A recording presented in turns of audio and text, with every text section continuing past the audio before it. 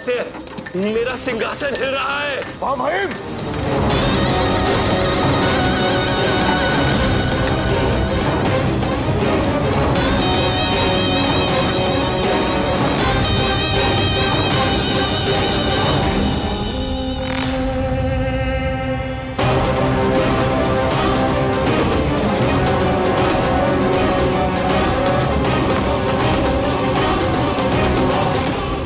ये है वो बड़ा संकट। एक छोटा सा पुर्जा मेरे सिंहासन से हिला तो इसने इतने भव्य, इतने विशाल सम्राट धनानंद के सिंहासन को हिला दिया।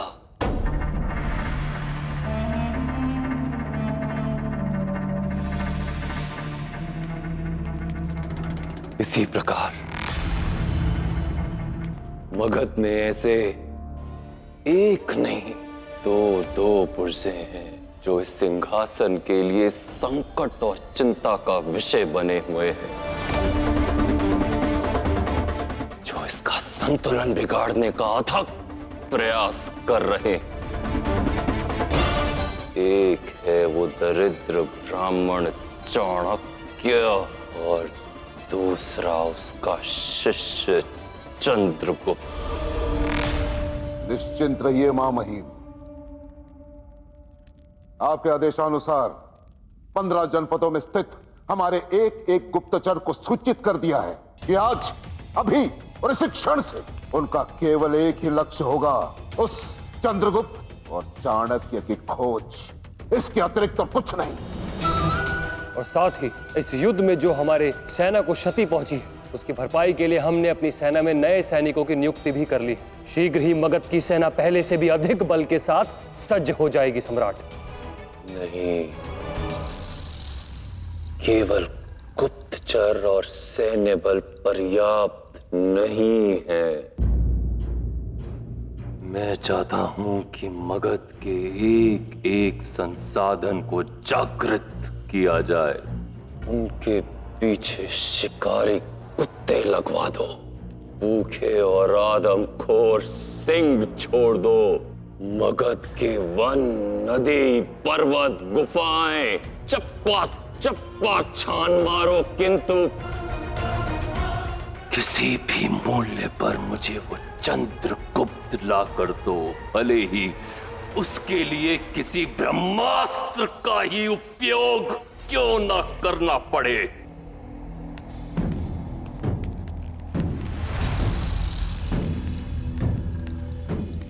भ्राता चाणक्य और चंद्रगुप्त को पकड़ने के लिए मेरे पास और भ्राता पांडु के पास एक ब्रह्मास्त्र है। मैं आपको विश्वास दिलाता हूं कि किसी भी अवस्था में वो विफल नहीं होगा।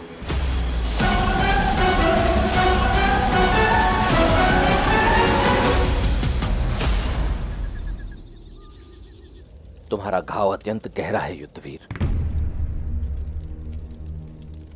ऐसा प्रतीत होता है कि 2-3 दिन हमें इसी गुफा में छिपकर रहना चाहिए। तुम्हारा घाव भी थोड़ा भर जाएगा और शेष सैनिक भी विश्राम करके पुनः स्वस्थ हो जाएंगे। हाँ, आचार्य ने सही कहा। हमें यहाँ कुछ दिन विश्राम करके शारीरिक और मानसिक स्वास्थ्य का लाभ उठाना चाहिए। किंतु ये स्थूल कहाँ रह गया? मैं आशा करता हूँ कि हम सब के लिए भोजन एकत्रित करने वाले स्थान पर वो अपनी पेट पूजा करने में व्यस्त ना हो गया हो। घी लगी रोटी के स्वाद की कल्पना करता हूँ और मुंह लगती है ये घास फूस। ना जाने कब ये स्वादिष्ट और अच्छा भोजन मिलेगा।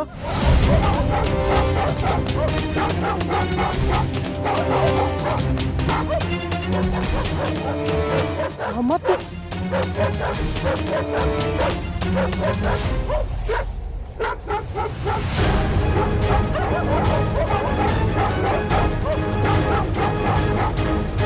आचार्य, चंद्र, बाहर बाहर बाहर क्या स्थूल? वो आ गए हैं। अमात्य, वो लोग यहाँ आ रहे हैं। कहाँ देखा तुमने अमात्य को? आचार्य, गुफा के द्वार के निकट आ गए हैं वो सब।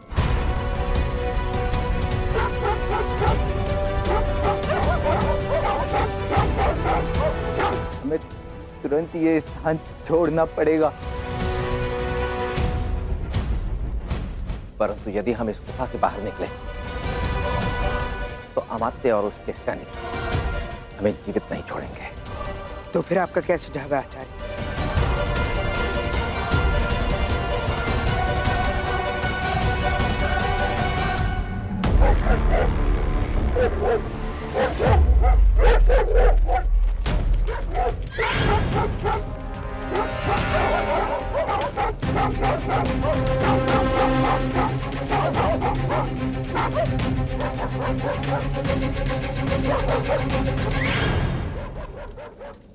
इस चट्टान को हटाओ, शीघ्र करो।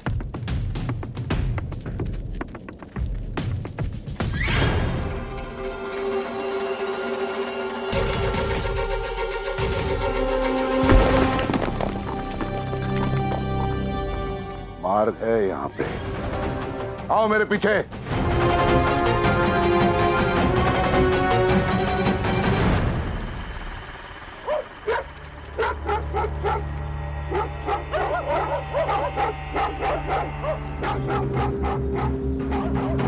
मुझे विश्वास है कि वो क्षत्रिय यही कहीं हैं।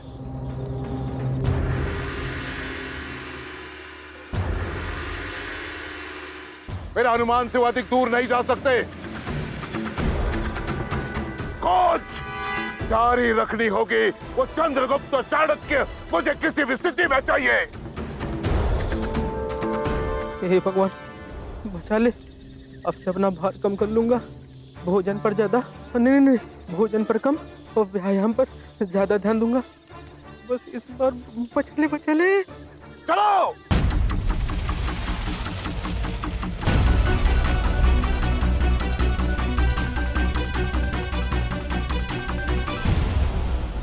बाल बाल बच गए। हमारा भोजन।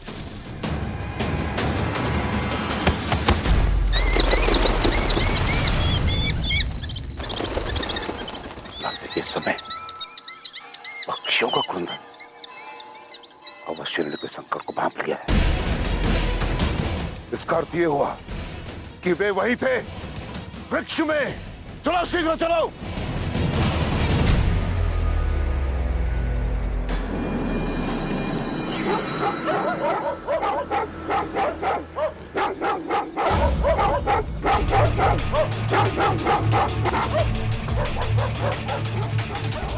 स्थिति पुनः पहले जैसी हो गई है।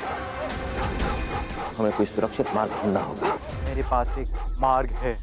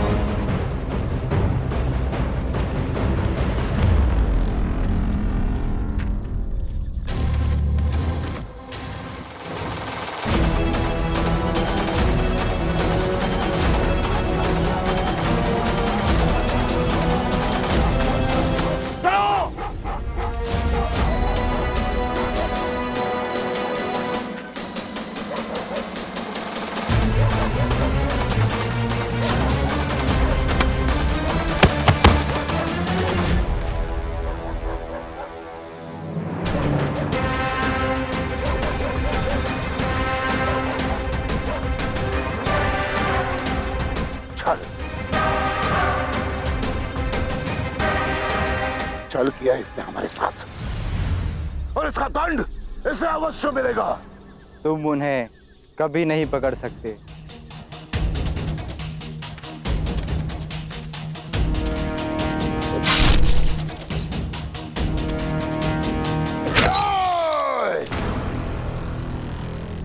तो ये मार्ग था उसका। अपने प्राणों का बलिदान देकर हम सबको सुरक्षित कर गया युद्धवीर।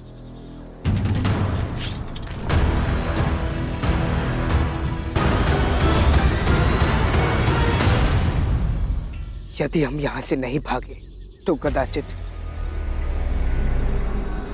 युद्धवीर का बलिदान व्यर्थ चला जाएगा।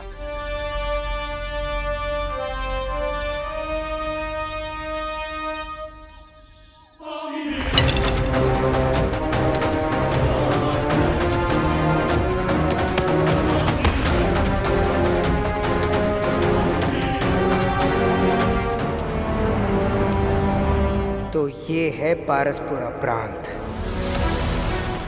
हाँ, और वो नगर के ठीक मध्य में प्रांत प्रमुख जगत जला का भवन।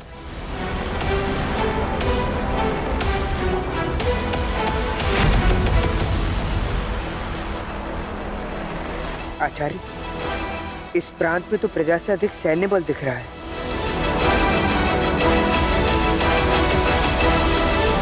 यहाँ आश्रय लेना अत्यंत ही कठिन होगा। इसीलिए तो इस स्थान का चयन किया। यदि हमें सुरक्षित रहना है तो हमें जगत जला के भवन में आश्रय लेना होगा। क्या? किंतु हम ये कैसे करेंगे आचार्य? मेरे पास एक योजना है।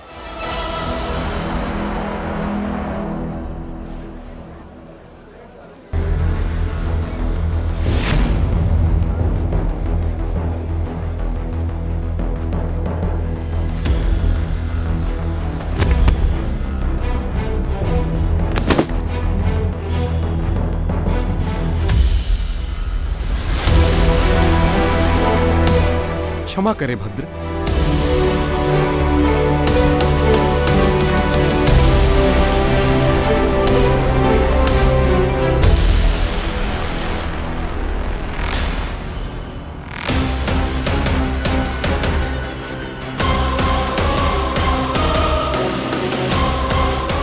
आचार्य, आपने उस दास को जानबूझकर धक्का दिया, पर क्यों? इसके लिए ये एक विशेष पहचान चिन्ह है जो जगत जला के सभी कर्मचारियों के पास रहता है। उसके सभी स्थायी सेवक और सेविकाएं इसी पहचान चिन्ह की सहायता से ही उसके भवन में प्रवेश करते हैं। अब हमारा केवल एक ही उद्देश्य है, इस पहचान चिन्ह को प्राप्त करना, क्योंकि केवल यही पहचान चिन्ह हमें धनानंद और उसके सैनिकों से सुरक्षित रख सकता है। ये बनेगा अब हमारी ढाल।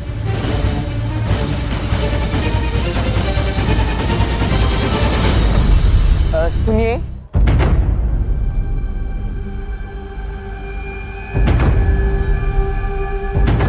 ये सारे प्रबंध किस उपलक्ष्य में हो रहे हैं? अरे, आज बहुत ही रोमांचक दिन है। हमारे नगर प्रमुख जगत जला जी के पुत्र मार्तंड और नगर के अन्य मुखियाओं के पुत्रों के बीच एक बहुत ही विशेष और जटिल प्रतियोगिता का आयोजन हुआ। ये सारा प्रबंध उसी के लिए है। अच्छा, मुझे देर हो रही है। प्रतियोगिता? कैसी प्रतियोगिता? जगत जला के पुत्र मार्तंड को सर्वश्रेष्ठ सिद्ध करने की प्रतियोगिता। किंतु यदि वो वास्तव में इतना श्रेष्ठ है तो उसे प्रमाणित करने के लिए उसके पिता को इतना भव्य समारोह क्यों आयोजन करना पड़ रहा है? क्योंकि वो सर्वश्रेष्ठ नहीं है। जो सत्य में सर्वश्रेष्ठ होते हैं उन्हें शक्ति प्रदर्शन की आवश्यकता नहीं होती। शक्ति प्रदर्शन केवल वही करते हैं जिन्हें स्वयं अपनी शक्ति पर संदेह होता है। जगत जला अपने दुर्बल पुत्र मार्तंड को संपूर्ण नगर के समक्ष सर्वश्रेष्ठ सिद्ध करके यह प्रमाणित करना चाहता है कि उसका पुत्र उसके स्थान पर नगर प्रमुख बनने के लिए पूर्णतः योग्य हो चुका है। ये प्रतियोगिता हमारे लिए एक स्वर्णिम अवसर है। तुम्हें जगत जला के पुत्र मार्तंड को इस प्रतियोगिता में किसी भी तरह विजयी बनाना होगा। यदि एक बार तुमने ऐसा कर दिया तो फिर जगत जला के भवन के द्वार हमारे लिए स्वतः खुल जाएंगे।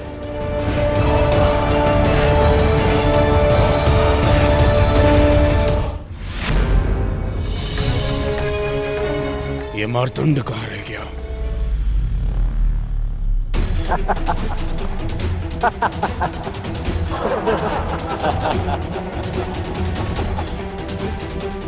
अपना झोला स्वयं क्यों उठा रखा है इसने? 40 गांव तो दूर की बात, अपने दास पर नियंत्रण रखने की क्षमता भी नहीं है इसमें।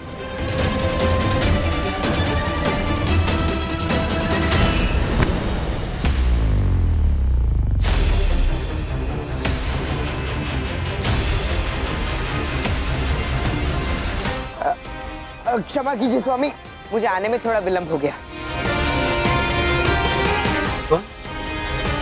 कौन हो तुम? और और मेरा दास कहाँ है? समझ लीजिए कि आज के दिन मैं ही आपका दास हूँ। किंतु मैं तो तुम्हें जानता भी नहीं। फिर ये प्रतियोगिता के पश्चात हमें एक दूसरे को जानने और पहचानने का बहुत समय मिलेगा स्वामी, किंतु इस समय आपको केवल प्रतियोगिता की ओर ही अपना ध्यान केंद्रित करना चाहिए। प्रतियोगिता के नियमों से आप भली भांति परिचित होंगे। प्रत्येक प्रतियोगी को 3 पड़ाव पार करने होंगे और प्रत्येक पड़ाव पर उन्हें एक पताका लेनी होगी जो विभिन्न स्थानों पर फहरा रही होगी। पहले पड़ाव में इन्हें खेत पार करना होगा जहां जौकें होगी। पहली विजय पताका इन्हें वहां मिलेगी और दूसरे पड़ाव में एक गहरे दलदल को पार करना होगा। उस पर लगी रस्सी के साथ लटककर उस गहरे दलदल के उस ओर दूसरी विजय पताका होगी। और तीसरे और अंतिम पड़ाव में होगी रथ दौड़, जिसके अंत में मिलेगी अंतिम विजय पताका। और जो प्रतियोगी तीनों पताकाओं के साथ सर्वप्रथम अंतिम छोर तक पहुंचेगा वही होगा विजेता। बस तीनों पताकाओं को लाओ और यहां लगाओ। जो ये सब पहले करेगा वही जीतेगा। जाओ, विजयी भव! विजय भव! विजय भव! विजय भव! विजय भव!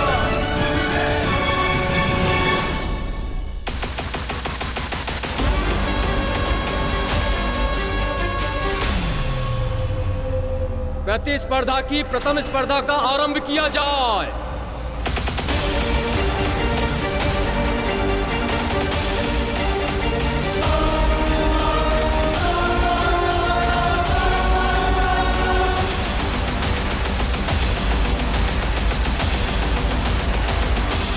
स्वामी, यदि आप इस गति से आगे बढ़ेंगे तो आप तो प्रतियोगिता हार जाएंगे। देखिए, शेष सभी प्रतियोगी कितने आगे पहुंच चुके हैं। तुम मुझे भयभीत मत करो, मैं इससे अधिक तीव्रता से आगे नहीं चल सकता हूँ। आइए, इधर आइए, इधर आइए। अरे अरे दास, तुम ये क्या कर रहे हो?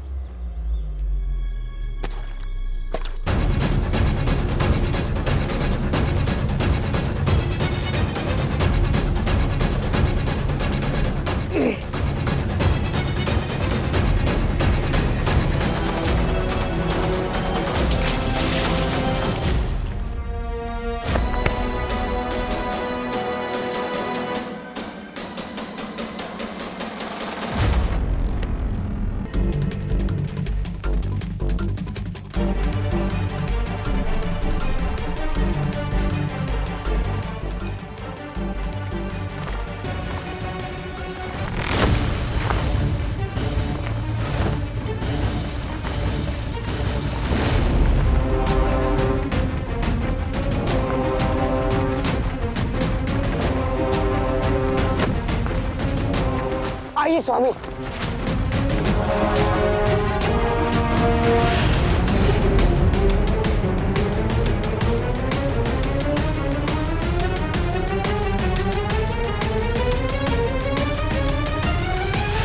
जाइए स्वामी और शीघ्र ही वो पताका ले लीजिए। जाइए, शीघ्र जाइए।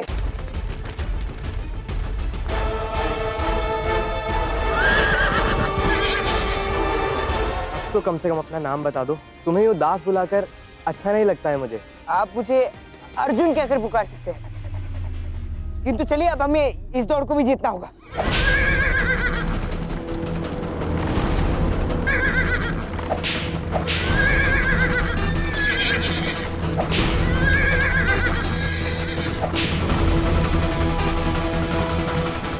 ये तीनों तो एक दूसरे को आगे नहीं बढ़ने दे रहे हैं।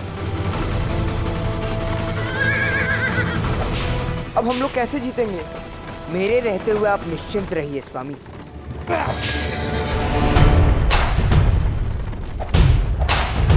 चंद्रगुप्त, चंद्रगुप्त।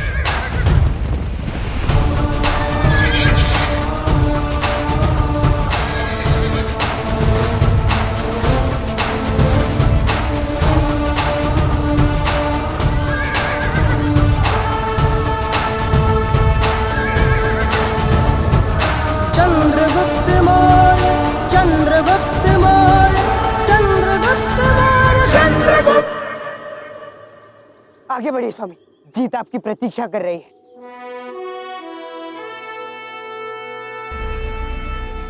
मुझे समझ नहीं आ रहा कि मैं तुम्हारा ऋण कैसे चुकाऊंगा। तुम्हारी सहायता के लिए मैं अपना आभार कैसे व्यक्त करूं। मेरे पास तो तुम्हें धन्यवाद देने के लिए पर्याप्त शब्द भी नहीं है। अर्जुन, वो सब आप छोड़िए स्वामी, आगे बढ़िए।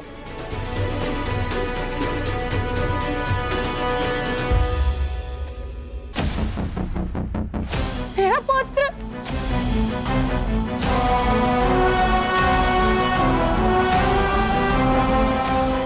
मार्तंड की जय, जगत जलाजी की जय, मार्तंड की जय, जगत जलाजी की जय, मार्तंड की जय।